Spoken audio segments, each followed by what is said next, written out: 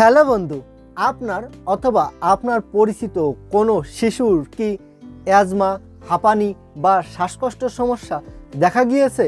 শ্বাস নিতে অনেক কষ্ট হয়, দম বন্ধ হয়ে আসে, প্রায় মাঝে মধ্যে এই অ্যাজমা, হাঁপানি বা শ্বাসকষ্টের সমস্যা দেখা যায়।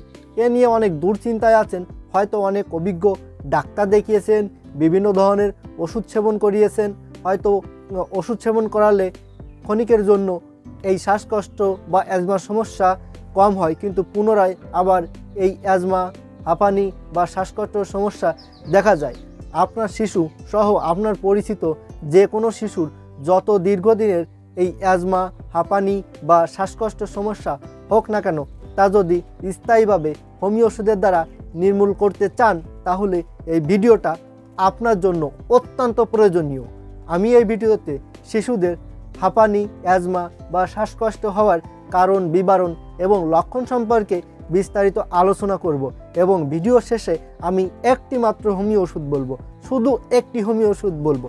এই ওষুধটি আপনার শিশু সহ যে কোনো শিশুকে সেবন করালে যত দীর্ঘদিনের বা নতুন এই হাঁপানি, অ্যাজমা বা শ্বাসকষ্টের সমস্যা হোক না কেন, তা স্থায়ীভাবে নির্মূল হয়ে যাবে। তো আপনাকে স্বাগত জানাই টিপস 20 চ্যানেলের পক্ষ থেকে। আমি হোমিওপ্যাথি ডাক্তার পল্লব। হাঁপানি, অ্যাজমা বা শ্বাসকষ্ট এটি একটি অতি সুপরিচিত দীর্ঘস্থায়ী মারাত্মক ব্যাধি। ছোট থেকে শুরু করে বয়স্ক অবধি যে কোনো ব্যক্তিরই এই অ্যাজমা, হাঁপানি বা শ্বাসকষ্টের সমস্যা হতে পারে। তবে শিশুদের ক্ষেত্রে এই অ্যাজমা, হাঁপানি বা শ্বাসকষ্টের সমস্যা একটু বেশি দেখা যায়। গবেষণায় দেখা গেছে যে প্রায় 10 থেকে 20% শিশু এই হাঁপানি, অ্যাজমা বা শ্বাসকষ্টের সমস্যায় ভুগে থাকে। শিশুদের এই অ্যাজমা বা হাঁপানি, শ্বাসকষ্টের সমস্যা দেখা দিলে বিভিন্ন ধরনের ওষুধ সেবন করালে হয়তো তাৎক্ষণিক এই অ্যাজমা, হাঁপানি কম হয়ে যায় বটে, কিন্তু পুনরায় আবার পুনরাক্রমণ হতে থাকে। প্রায় মাঝে মধ্যে এই অ্যাজমা বা হাঁপানির সমস্যা হয়ে থাকে। অনেক চিকিৎসক গার্জেনকে বলে থাকে যে এই অ্যাজমা, হাঁপানির সমস্যা শিশুদের বয়স বৃদ্ধির সাথে সাথে যখন দৌড়োদৌড়ি, ছুটাছুটি করবে তখন সেরে যাবে। আসলে সেরে যায় বটে অনেকের ক্ষেত্রে, কিন্তু অনেকের ক্ষেত্রে এটি সেরে যায় না। প্রতিনিয়ত প্রায় মাঝে মধ্যে এই সমস্যা চলতে থাকে। অনেক সময় আবার যে সকল শিশুদের বয়স বাড়ার সাথে সাথে এই অ্যাজমা, হাঁপানি, শ্বাসকষ্টের সমস্যা নির্মূল হয়ে যায়, কিন্তু এই শিশুদের বয়স যখন 40 থেকে 45 বছর বয়সে পৌঁছয়, তখন আবার পুনরাক্রমণ দেখা যায় এই অ্যাজমা, হাঁপানি বা শ্বাসকষ্টের। আর তখন এই অ্যাজমা, হাঁপানি, শ্বাসকষ্ট নির্মূল করা খুবই দুঃসাধ্যের বিষয় হয়ে যায়। অর্থাৎ বাকি জীবন সেই ব্যক্তির এই অ্যাজমা, হাঁপানি সমস্যা নিয়ে ভুগতে হয়। কিন্তু প্রাথমিক পর্যায়ে শিশুদের এই অ্যাজমা, হাঁপানির সমস্যা দেখা দিলে হোমিও ওষুধের দ্বারা নির্মূল করলে আর পরবর্তী জীবনে এই অ্যাজমা, হাঁপানির সমস্যা থাকার সম্ভাবনাই থাকে না।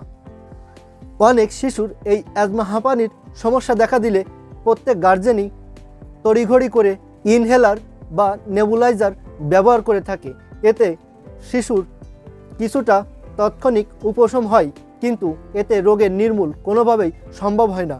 কিন্তু শিশুদের আমি যে হোমিও ওষুধ বলবো, এই ওষুধটি সেবন করানোর মাধ্যমে প্রত্যেক শিশুর এই অ্যাজমা, হাঁপানি বা শ্বাসকষ্টের সমস্যা নির্মূল করা প্রত্যেক গার্জেনেরই উচিত। একজন শিশুর এই হাঁপানি, অ্যাজমা বা শ্বাসকষ্ট হওয়ার অনেকগুলো কারণ রয়েছে। এর ভিতরে আমি প্রধান এবং বিশেষ কারণগুলো সম্পর্কে বলবো।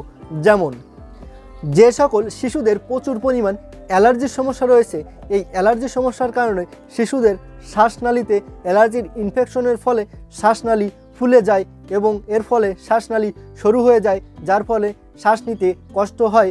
অনেক সময় শ্বাসনালীতে মিউকাস নামক পদার্থের সৃষ্টি হয়, যা শ্বাসনালী বন্ধ করে ফেলে। অর্থাৎ শ্বাসনালীতে যেটাকে বলা হয় কফ জমা, এই কফ জমার ফলেও শ্বাসনালী বন্ধ হয়ে যায়, যার ফলে শ্বাসকষ্ট, অ্যাজমা বা হাঁপানির সমস্যা দেখা যায়। অনেক সময় আবার বংশগত কারণেও কিন্তু এই অ্যাজমা, হাঁপানি বা শ্বাসকষ্টের সমস্যা দেখা যায়। পরিবারের কারো এই সমস্যা থাকলে শিশুদেরও এই অ্যাজমা বা হাঁপানির সমস্যা হওয়ার সম্ভাবনা অনেকটাই রয়েছে।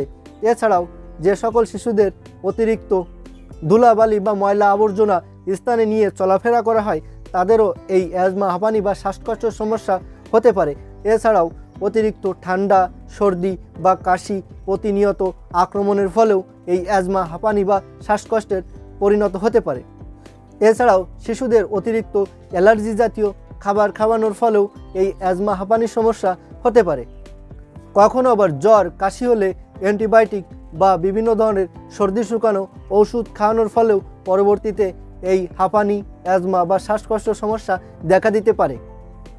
যে সকল শিশুদের দীর্ঘদিন বা অল্প সময় ধরে শরীরের এই হাঁপানি, অ্যাজমা বা শ্বাসকষ্টর সমস্যা দেখা দিয়েছে তাদের শরীরে অনেকগুলো লক্ষণ এবং উপসর্গ অনুভব হয়ে থাকে। হোমিওপ্যাথি ওষুধ সর্বদা লক্ষণ এবং উপসর্গের ওষুধ, তাই লক্ষণ এবং উপসর্গগুলো বিবেচনা করেই ওষুধ সেবন করতে হবে। তো আমি এখানে যে লক্ষণ এবং যে উপসর্গগুলো বলবো এগুলো একটু খেয়াল করে শুনবেন। তো লক্ষণগুলো হচ্ছে যেমন সর্দি শুকিয়ে বুকে টান হয়, শ্বাস নিতে কষ্ট হয়, দম বন্ধ হয়ে যায়, শিশু প্রচণ্ড কান্নাকাটি করে, বুকে বাঁশি বাজার মতো শব্দ হয়, কখনো শাঁসা শব্দ হয়, কখনো আবার বুকে ঘড় ঘড় শব্দ হয়, কোক ভেঙে আসে, বুকের মাঝস্থানে বসে যায়, নিচু হয়ে যায়, শ্বাস নিতে না পারায় শিশু প্রচণ্ড পরিমাণ কান্নাকাটি করে, শিশু খাবার খেতে চায় না। হাঁপানি বা অ্যাজমার সঙ্গে অনেক সময় সর্দি, কাশি বা জ্বর জ্বর ভাব চলতে থাকে। হাঁপানি, অ্যাজমার সঙ্গে অনেক সময় জ্বর জ্বর ভাব সহ সর্দি, কাশি বা ঠান্ডার সমস্যা দেখা যায়। অ্যাজমা, হাঁপানি সমস্যার প্রকোপ দেখা গেলে ওষুধ খাওয়ালে তাৎক্ষণিক কম হয়ে যায়, কিন্তু কয়েকদিন পর আবার এই হাঁপানি বা অ্যাজমার সমস্যা পুনরাক্রমণ দেখা যায়। আবহাওয়ার পরিবর্তন হলে শিশুদের এই হাঁপানি, অ্যাজমা বা শ্বাসকষ্ট সমস্যা দেখা যায়। তো বন্ধুরা, আমি এখানে যে লক্ষণ এবং যে উপসর্গগুলো বললাম, এই লক্ষণ এবং উপসর্গের ভেতর যদি একটি লক্ষণ এবং একটি উপসর্গেরও কোনো হাঁপানি, অ্যাজমা বা শ্বাসকষ্ট দেখা দেওয়া শিশুর সাথে মিল থেকে থাকে, তবে সেই শিশুকেই এই হোমিওপ্যাথি ওষুধটি সেবন করাতে পারেন। ওষুধটি হচ্ছে অ্যাকোনাইট 6। এবার আমি এই অ্যাকোনাইট 6 এই হোমিওপ্যাথি ওষুধটি সেবন করানোর নিয়ম সম্পর্কে বলবো। যে সকল শিশুদের বয়স 5 বছরের নিচে তাদের ক্ষেত্রে এই ওষুধটি সেবন করানোর নিয়ম বলবো। হোমিওপ্যাথি দোকানে যে কালচের 1 ড্রাম পাওয়া যায়, ড্রামটি ঠিক এরকমই হবে। এই 1 ড্রামের ভিতর 1 ড্রাম পানি ভরবেন, এর ভিতর এই অ্যাকোনাইট 6 এই ওষুধটি 5 থেকে 6 ফুটা দেবেন এবং এই পানি ভর্তি 1 ড্রাম এটি নেড়ে চেড়ে এখান থেকে প্রতিবারে 10 ফুটা করে শিশুকে খাওয়াবেন। যে সকল শিশুদের অ্যাজমা, হাঁপানি বা শ্বাসকষ্টর প্রকোপ অনেকটা বেশি চলছে, সেই মুহূর্তে এই পানি মিক্সার করা অ্যাকোনাইট 6 এই হোমিওপ্যাথি ওষুধটি এর থেকে 10 ফুটা করে 1 ঘন্টা পর পর খাওয়াবেন 4 থেকে 5 বার। তাহলে যে কোনো শিশুর এই অতিরিক্ত অ্যাজমা, হাঁপানি বা শ্বাসকষ্টর প্রকোপ কম হয়ে যাবে। পরবর্তীতে 10 ফুটা করে দিনে 3 থেকে 4 বার সকাল, দুপুর, বিকাল, রাত্রে খাওয়াবেন। এভাবে এই নিয়মে কয়েকদিন যাবত শিশুকে এই ওষুধটি সেবন করাবেন, তাহলে স্থায়ীভাবে সেই শিশু এই হাঁপানি, অ্যাজমা বা শ্বাসকষ্ট সমস্যা থেকে মুক্তি পাবে। তবে এই অ্যাকোনাইট 6 এই হোমিওপ্যাথি ওষুধটি অবশ্যই আপনার নিকটের কোনো হোমিওপ্যাথি দোকান থেকে ভালো কোনো কোম্পানির ওষুধ কিনে নেবেন। অনেক সময় আবার কারণ, লক্ষণ বা উপসর্গ অনুযায়ী ওষুধ ভিন্ন আসতে পারে শিশুদের ক্ষেত্রে। সেক্ষেত্রে প্রয়োজনে আমার সাথে সরাসরি যোগাযোগ করতে পারেন। আমার ফোন নাম্বার ভিডিওর ডিসক্রিপশনে দেওয়া আছে, প্রয়োজনে কমেন্ট বক্সে কমেন্ট করবেন, আপনাদের কমেন্টে আমার ফোন নাম্বার দিয়ে দিব। আর ভিডিওটি যদি ভালো লেগে থাকে তাহলে অবশ্যই একটা লাইক দিবেন আর চ্যানেলটি সাবস্ক্রাইব করে সাথেই থাকবেন। ভালো থাকবেন, সুস্থ থাকবেন, ধন্যবাদ।